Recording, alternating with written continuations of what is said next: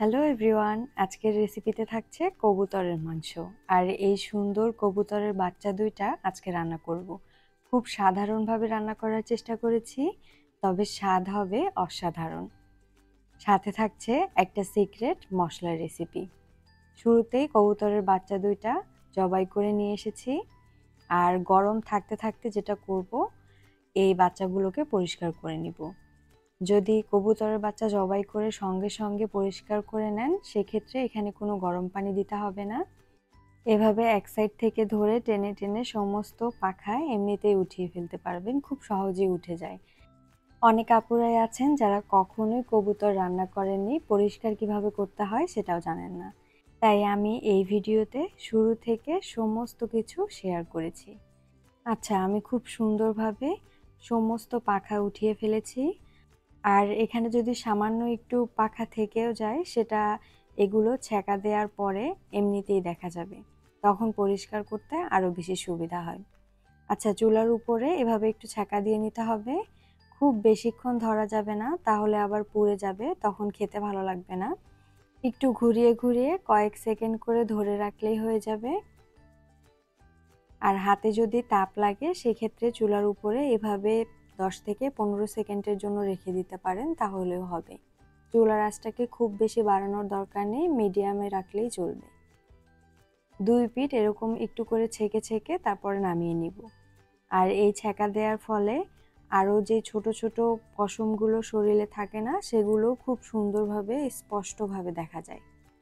এখন আরও একবার খুব ভালো মতো বেছে নিব।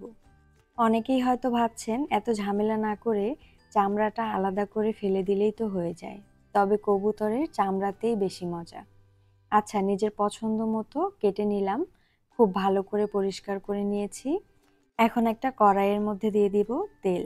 আমি এখানে 1/4 কাপ তেল ব্যবহার করেছি। দিয়ে দিচ্ছি 2টা তেজপাতা। তেজপাতা গরম তেলের মধ্যে দিলে খুব সুন্দর একটা ঘ্রাণ ছড়ায়। কয়েক সেকেন্ড অপেক্ষা করব, তারপর দিয়ে দিচ্ছি পেঁয়াজ কুচি। আমি এই রান্নাতে একটু পেঁয়াজের পরিমাণটা বেশি ব্যবহার করি। এখানে 4টা পেঁয়াজ কুচি করে কেটে দিয়ে দিয়েছি। এখন ততক্ষণ ভাজতে থাকবো যতক্ষণ না এরকম একটা লালচে রং চলে আসছে। আর এরকম রংটা পাল্টে গেলে দিয়ে দিব আদা রসুন বাটা 1 চা চামচ পরিমাণে। এখন আদা রসুন বাটার কাঁচা গন্ধটা যাওয়া পর্যন্ত আবার সবকিছু খুব ভালো মতো ভেজে নিব। তারপর দিয়ে দিলাম সামান্য একটু পানি। সবকিছু খুব ভালো করে আবারও একখানে মিশিয়ে নিব। আর ব্যবহার করব শুকনা সমস্ত মশলাগুলো। দিয়ে দিলাম স্বাদ মতো লবণ। লবণটা নিজেদের স্বাদ অনুযায়ী দিয়ে দিবেন। দিয়ে দিলাম 1/2 চা চামচ হলুদের গুঁড়া, আর একদম উঁচু করে 1 চা চামচ পরিমাণে লাল মরিচের গুঁড়া। অবশ্যই ঝালের পরিমাণটাও নিজেদের টেস্ট অনুযায়ী কমিয়ে অথবা বাড়িয়ে দিয়ে নিতে পারবেন। সব কিছু কষাতে কষাতে একটা স্পেশাল মশলা বানিয়ে নিই। একটা প্যানের মধ্যে 5-6টা লং নিয়ে নিব, 20 থেকে 25টা কালো গোলমরিচ, 2টা কালো এলাচ, 9 থেকে 10টা সাদা এলাচ, 1 চা চামচ জিরা, 1 চা চামচ ধনিয়া, 3টা ছোট্ট সাইজের দারুচিনি, আর সবশেষে দিয়ে দিব 3টা শুকনা মরিচ।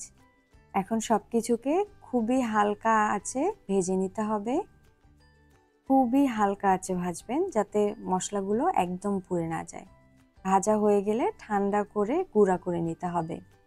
আর এই মশলা থেকে 1 চা চামচ পরিমাণে দিয়ে দিলাম রান্নাতে। সব কিছুকে এখন আবারও খুব ভালো করে কষিয়ে নিব। এভাবে মশলাটা বানিয়ে রান্নাটা করলে দেখবেন এর স্বাদ কতটা বেড়ে যায়। খুব ভালো করে একটু একটু করে পানি দিয়ে দিয়ে মশলাটা কষিয়ে নিব। যে কোনো মাংস রান্না করার আগে এভাবে মশলাটা খুব ভালো করে কষিয়ে নিলে এই মাংসের স্বাদ অনেক বেশি বেড়ে যায়। আচ্ছা, খুব ভালো করে কষাতে কষাতে যখন এরকম তেল উঠতে থাকবে, তখন দিয়ে দিব পরিষ্কার করে রাখা কবুতরের মাংসগুলো। কবুতরের মাংস আমি শুরুতেই কষিয়ে নিব, কারণ কবুতরের মাংস খুব নরম প্রকৃতির হয়। এগুলোকে যদি সেদ্ধ করে কষাতে চাই, সেক্ষেত্রে একদম ভেঙে চুরে একাকার অবস্থা হয়ে যাবে। তাই শুরুতেই খুব ভালো মতো কষিয়ে নিব। খুব ভালো করে কষানোর পর দিয়ে দিলাম আলু। আমি এখানে 2টা আলু ব্যবহার করেছি, তবে আপনারা চাইলে আলু নাও দিতে পারেন। আমার বাসায় আলুটা অনেক বেশি পছন্দ করে, তাই আমি আলু দিয়ে রান্নাটা করছি। আলু দিয়ে এভাবে রান্না করে দেখবেন, খেতে কিন্তু দারুণ লাগে। আচ্ছা, ১০ থেকে ১৫ মিনিট সময় নিয়ে আমি খুব ভালো করে কষিয়ে নিয়েছি। এখন ৩ মিনিটের মতো ঢেকে রেখেছিলাম। আর এ পর্যায়ে একদম পানি শুকিয়ে গেছে।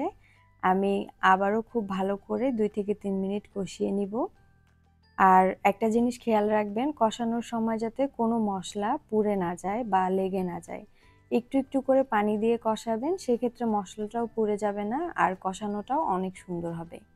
এ পর্যায়ে পানি দিয়ে দিলাম। পানিটা এমনভাবে দিতে হবে যাতে আলু, কবুতরের মাংস সেদ্ধ হয়ে যায়।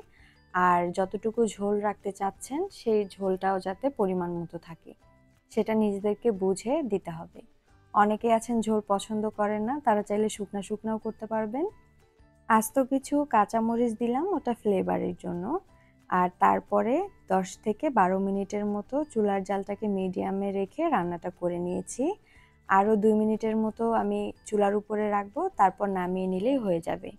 খুব সহজভাবে ভিডিওটি শেয়ার করার চেষ্টা করেছি। যদি আপনাদের কাছে ভালো লাগে তাহলে অবশ্যই সাবস্ক্রাইব করতে ভুলবেন না। আল্লাহ হাফেজ। আসসালামু আলাইকুম।